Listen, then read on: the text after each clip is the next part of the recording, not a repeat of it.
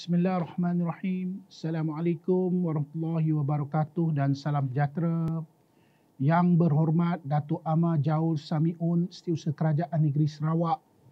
Yang berusaha Encik Dul Hadi bin Marzuki, Pemangku Pengarah Unit Pemodenan Perkhidmatan Negeri.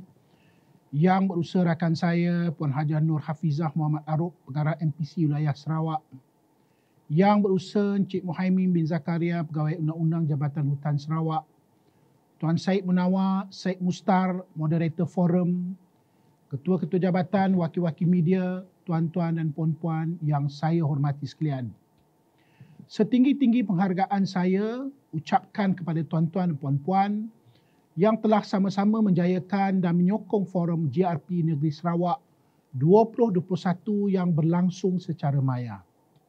Saya juga ingin merakam setinggi-tinggi ucapan terima kasih kepada Yang Berhormat Datuk Amar Jaul Samiun kerana sudi meluangkan masa beliau menyempurnakan Forum GRP Negeri Sarawak 2021.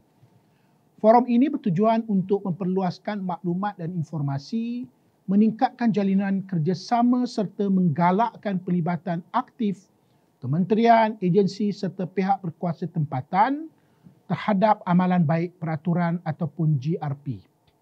Dasar negara bagi amalan baik peraturan ataupun National Policy on Good Regulatory Practice, NPGRP singkatannya, yang telah dilancarkan oleh Yang Berbahagia Tan Sri Datuk Seri Muhammad Zuki bin Ali, Ketua Setiausaha Negara pada 30 Julai tahun ini. Dasar ini bertujuan untuk mendorong peningkatan produktiviti, ekonomi dan daya saing negara serta menerapkan pendekatan amalan baik peraturan di kalangan pengawal selia ataupun regulators. NPGRP menekankan kepentingan untuk membuat semakan peraturan sedia ada pada setiap 5 tahun agar ianya seiring dengan perkembangan teknologi semasa, menjimatkan kos pematuhan dan menggalakkan aktiviti inovasi. Dasar NPGRP mewujudkan rangka kerja amalan baik peraturan yang menggariskan 3 kaedah bagi melonjakkan produktiviti, iaitu pembangunan, penguatkuasaan serta semakan peraturan yang disokong dengan konsep keterusan maklumat melalui serentak awam ataupun public consultation dan juga penggunaan platform digital. Pembangunan peraturan melalui proses penilaian impak peraturan ataupun Regulatory Impact Analysis, singkatannya RIA ataupun RIA, akan menghasilkan peraturan yang berkualiti, mengurangkan kos pematuhan perniagaan serta mengurangkan risiko kegagalan dalam kita mencapai objektif peraturan yang kita bangunkan ataupun yang telah kita tetapkan. Saya amat berbesar hati apabila dimaklumkan Sarawak turut memberikan kerjasama yang aktif dalam melaksanakan inisiatif GRP RIA dalam proses semakan semula peraturan di negeri Sarawak bagi mentransformasikan perkhidmatan awam negeri. Sarawak juga dalam proses semakan semula dasar dan buku panduan amalan baik peraturan Sarawak supaya ianya selaras dengan dasar nasional berkaitan dengan amalan baik peraturan ataupun MPGRP. Penguatkuasaan peraturan diperkasakan melalui pembentukan mekanisme yang kukuh dan efektif dalam proses pengeluaran permit dan lesen. Jawatankuasa khas Kabinet mengenai anti rasuah ataupun JKKMAR secara prinsipnya bersetuju supaya semua kementerian dan agensi yang bertanggungjawab mengeluarkan permit dan lesen menerbitkan garis panduan permohonan lesen yang akan dipaparkan secara dalam talian untuk makluman umum. Campur tangan kerajaan dalam aspek ekonomi adalah perlu.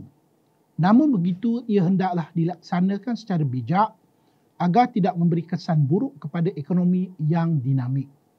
My Mudah ataupun singkatannya Malaysia Mudah telah diperkenalkan pada 20 Julai 2020 bagi menyediakan platform kepada perniagaan untuk memberikan maklum balas mengenai peraturan yang membebankan. Ini membantu mengurangkan karenah birokrasi yang dihadapi oleh komuniti peniaga ataupun syarikat. Peraturan tangkas atau agile regulation yang dapat disesuaikan dalam keadaan sekarang dan masa hadapan memain peranan penting dalam membantu melonjakkan produktiviti sesebuah negeri, terutamanya bagi mewujudkan persekitaran perniagaan yang kondusif. Hasil pelaksanaan peraturan yang tangkas sudah tentu akan dapat menarik lebih ramai pelabur, mencipta peluang pekerjaan baru serta mampu meningkatkan hasil negeri melalui cukai tahunan.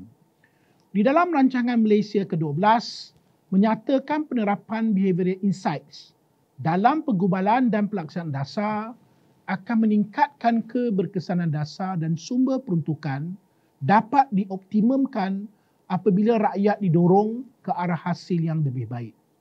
Saya difahamkan bahawa MPC Sarawak turut menganjurkan sesi webinar Behavioral Insights bagi meningkatkan kesedaran tentang kepentingan pendekatan ini dalam pembangunan polisi awam. Dalam usaha Malaysia memulihkan ekonomi dan pada masa yang sama menyeimbangkan kesihatan dan keselamatan rakyat, penyusunan semula strategi transformasi ke arah sasaran negara maju berpandukan prinsip tadbir urus yang baik secara berkesan dan efisien adalah sangat penting. Akhir kata dari saya, tahniah saya ucapkan kepada MPC Sarawak bersama-sama dengan rakan kita dari Perkhidmatan Awam Negeri Sarawak yang turut menganjur majlis yang kita jayakan pada hari ini, dan terima kasih juga saya ucapkan di atas komitmen semua peserta yang turut hadir pada program kali ini. Diharap program hari ini dapat memberi manfaat kepada anda semua dalam usaha melonjakkan produktiviti dan ekonomi negara. Sekian, wabillahi taufik wal hidayah. Wassalamualaikum warahmatullahi wabarakatuh dan salam sejahtera. Terima kasih.